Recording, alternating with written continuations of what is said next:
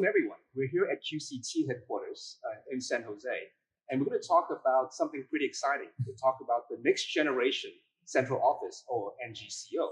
And with me, I have a distinguished panel of guests, starting with Mike Yang, who's the president of QCT. I have Paul Schultz, who's the VP of Network Service Strategy and Solutions at KGPCO. And I have Dan Rodriguez, who's the VP of Data Center at Intel. So let's kick it off. All right, Mike, let's start with NGCO. What's NGCO? What's your views on that? And how is QCT contributing to that? Okay, so talk about NGCO. That's actually the next generation central office. So I think this is what we would like to contrast to the traditional way of doing for the telcos. So you can see that in the past several years, I think it's more than that, a lot of carriers rely on the telco equipment manufacturers, which they actually build the specific build for the telcos. It's not open and connected. And what we've been working with Intel and some other partners for NGCO is open and connected. So that's exactly what we've been doing. Very good. Paul, your view of NGCO and what's KGPCO doing? Sure. So for KGPCO, we take the technology from QCT and Intel and deploy it into carrier networks and beyond.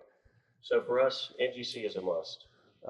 NGCO is a must. If you look at the carriers today, they have an existing legacy base of equipment that's very old, it's running through their life cycle, and they've got to move to NGCO for a couple of reasons, but mainly because it enables the new services that are coming associated with 5G and beyond, which lead to new revenue streams for the carriers. But in order to make that happen, we've got to be able to migrate off of the old equipment as well. So the gating factor for me is the embedded base of existing telco equipment that is really hampering the deployment of 5G at scale in the carrier space and NGCO at scale in the carrier space today. We've got to figure out a way to migrate, and using the technologies from our technology partners, I think we can do that. Speaking of Intel, Dan, so what's Intel's role in NGCO? Yeah, just to expand on what Mike and Paul were discussing, we see the NGCO as really a fiber-rich mini data center at the edge of the network. And it's capable of supporting possibly up to 80,000 subscribers as compared to kind of smaller COs today, maybe only supporting roughly 5,000. And if you look at the workloads it could support a variety of different virtual network functions, ranging from forwarding traffic on enterprise, residential, as well as mobile traffic. But beyond this, service providers are looking at this as really a strategic point in their network to deliver all sorts of services, whether it's 5G services, IoT, immersive media, or entertainment, and really a lot more. And in terms of Intel's and roles in this, of course, we're going to deliver leading silicon, but we do so much more than that. We partner with the overall community, whether it's open source efforts, to the variety of software and hardware vendors, to our great collaboration with Quanta, where Quanta now has an NGO solution that's really ready to go to market. So we look forward to furthering the collaboration with Quanta as well as the rest of the ecosystem. Excellent. Well, thank you for that. Well, let's talk about the next topic, very related, network transformation. We talked about transformation of the central office, right? Paul and Dan talked about that, and Mike said, open and connected. Right? So let's talk about network transformation specifically and the role of network transformation in this whole 5G umbrella that we're talking about. So let's start with Mike. What's the role of network transformation in 5G? What do you see there? Okay, so to me, from the technology point of view, we do believe that's the virtualization. Yeah, because in the past, nobody talked about network transformation. And the network virtualization is a kind of a bridge between the multiple applications across distributed or centralized data center of telcos. And based on our experience in the NGCO project, and we do believe there are actually 2 points that to make the success of the virtualization. The first one is we need to have an end-to-end infrastructure perspective. For example, like the virtualization need to consider in a different locations, ranges from client and access and the core networks, and in order to provide a complete solution. So this is one of the very important things. Second thing is the virtualization, the virtual integration from NFVI to the upper layer of applications. We also need to be very careful about the reliability and the scalability of the virtualization. So that's my idea of the network transformation. Yeah. So that's Paul, what do you think? You seem to agree. Yeah, I agree with that, Mike. And 5G is already here from a marketing perspective, I would say. So we've got CBRS with the open spectrum. We've got enhanced 4G, and KGPCO is building that today. But if you look beyond that, from an acceleration of deployment, you've got to figure out how to deploy that at scale. So we've looked at how to solve issues around how to locate that in the diverse environments. So whether it's in building in a central office with NEBS issues, regulatory issues, or an outside enclosure, all the way to the cell site and then beyond the customer prem, we've got to enable the infrastructure to surround the technology that enables us to deploy that at scale. And so we actually have a process for doing that. We call it One Touch, where we take it from cradle to grave for the project. We're doing that in the wireless and wireline legacy central office environment today, and it is dramatically improving cycle time and cost of deployment. Excellent. So we talked about infrastructure, right? The NBI, we talked about different locations and consideration for that. You have a process, right? It's part of network transformation, which is just as important as technology and platforms. So Dan, what about your views in network transformation and 5G? Yeah, so I think when you kind of take a step back and look at where we are in the industry, then you also look forward with 5G, I think you'll see quite a change from where we were at really the early part of the decade when network transformation began. When network transformation began, we had a series of fixed function appliances throughout the network. The network now has started to transform. We're seeing the use of broad scale general purpose servers, utilizing cloud technologies like virtualization to drive all sorts of flexibility, scale, and even agility and more automation across the network. And then when you think about 5G, 5G isn't just about mobile broadband. It's about really enabling all sorts of services to be delivered for both consumers as well as businesses alike. So you think about that vision and you think about the flexibility, scale again, that network transformation begins, it's really a perfect match. So in the future with 5G, to be able to hit this diverse set of use cases, we believe the network will need to be much more distributed in nature and really adding compute, storage, and analytics throughout the overall network to be able to meet the use cases of tomorrow. Excellent, everywhere. And while I have you, what do you think, what do you see 5G adoption operators worldwide? Well, I think overall, I think that as many people know, the market is very excited about the upcoming 5G. I think 2019 will be a very busy year for all of us. And I do see some kind of early, obviously lots of trials, maybe some early deployments, but I think more of the volume ramp is in the 2020-ish timeframe. Oh, definitely, we agree. And it's exciting. We're seeing new radios and NR headsets in 2019. Absolutely. Pretty exciting. Absolutely. So Paul, what do you think? What are you seeing? Yeah, I like to go back to the previous issue, and we talked about being able to deploy technology at scale, all right? But it's not just technology that makes this happen. So we need software developers, new tools, and the whole ecosystem around the next-gen central office needs to be developed. And today that includes, the legacy operators, the large-scale global multinational companies that have been embedded in this space for a long time. But it also includes small startups that are coming, and we've got to figure out a way to nurture that ecosystem to help it grow, to enable all the services that 5G brings. What are you seeing operator-wise, Mike? What do you think?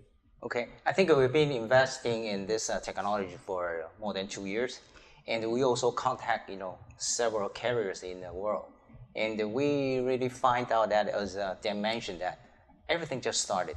And the most important thing is that all the technology we've been studying and we've been doing, still evolving, right? So we've been trying our best to provide our customers the best-in-class solutions.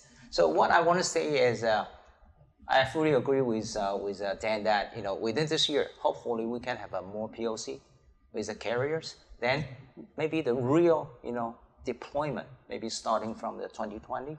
So that is almost the same perspective that we have. Yeah. One thing else on that is the carriers with legacy equipment, it would be in the labs. A new version would come in. It'd be in the labs for 2 years, 3 years, go through a long vetting process, and eventually get deployed. But what we're seeing today at carriers, especially in the next-gen hardware, is that cycle time is shrinking dramatically. They realize that they need to speed up the pace of change of their network. So we're seeing that being shrunk to 12 months or less in some cases for deployment. So they're trying to match the technology changes that you guys are driving. And I think, Paul, on that, I think you hit on a major value of network transformation. It is obviously to be able to reduce upgrade cycles as well as deployment times in the network. And hopefully, I believe we're going to see that with 5G. Yep. So speaking of that, I think you're talking about some data center technologies migrating to the edge, so to speak, right? So we've talked about NGCO specifically, right? We've talked about 5G and network transformation, that overarching theme. Now let's talk about something sort of in between, the edge, right? So the new edge, that's a word, right? So what do you see at the edge? We'll start with Mike. So what's your thoughts on the edge? Okay, so I think edge computing is related to the bandwidth efficiency and even the latency advantages. So I think those are two, reasons why we need to have an edge. So we've been investing a lot of edge computing in terms of hardware, and also we work with a lot of software partners to make it happen. And also, actually, I also noticed there's another areas that like the data lake. Software company related to the data, they need edge computing.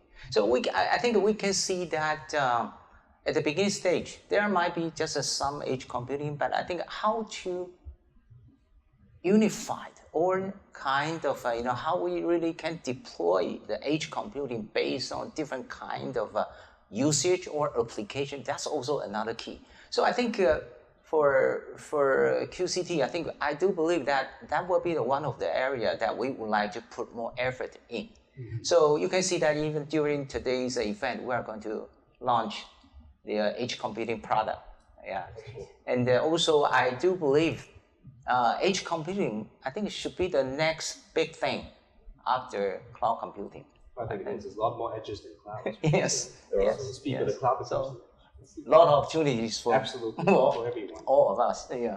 So Paul, what do you think? Yeah, for us, we kind of break edge into three environments. So you've got what we call the edge, which is the last building of the carrier, the service provider before it goes to the customer. And then you have the enterprise edge, which is truly equipment at the enterprise. So think universal CPE, some other applications that can be deployed at the enterprise. And then in the middle is the wireless. And so this is where 5G is going to come. It's going to drive significant edge computing requirements and needs. But as edge in general is going to drive a significant need for tools from our partner ecosystem. Tools around traffic flow, patterning, mapping, tools around distribution of content. It's one thing today with existing tools to distribute content to 100 locations. But we're talking thousands, tens of thousands of locations where you've got to have content at the right place at the right time. And then you've got to have analytics to make sure you're doing that. And then you also need to be able to bill and generate revenue off of that. So that's a gap that I see today that needs to be developed through our partner ecosystem to support this. Huge opportunity. So then, Intel and the edge. Yeah, so I guess when you stop to think about the edge overall, and you think about how use cases or services are delivered today, it's really from the cloud to the device, with the network really today is a simple transport mechanism. And when you look at the onslaught and really the plethora of the diverse use cases that are set to really run across the later stages of LTE networks as well as 5G, these use cases will have all sorts of different requirements. Some need low latency, some high bandwidth, some may need both. Some may need greater levels of privacy, others may need to store data locally.